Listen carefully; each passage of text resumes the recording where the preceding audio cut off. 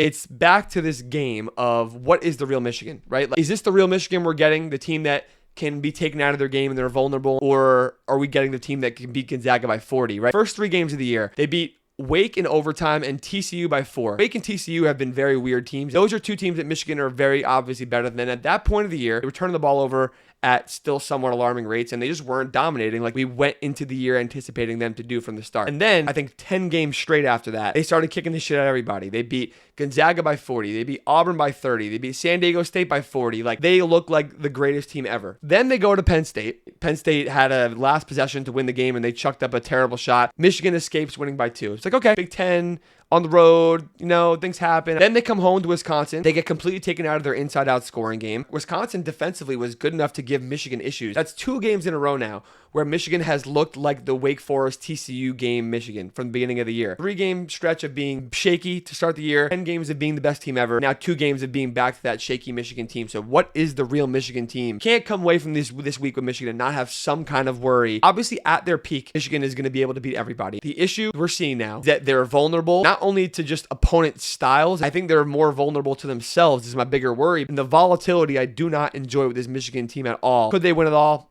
National championship, Big Ten, everything. Of course they can. But there's a realistic world where Michigan gets cold for multiple games in a row and they get uncomfortable and vulnerable and they fall again. And if it's in March, then your season's over. It's that simple. So it goes back to that game of what kind of Michigan are we getting? It's confusing.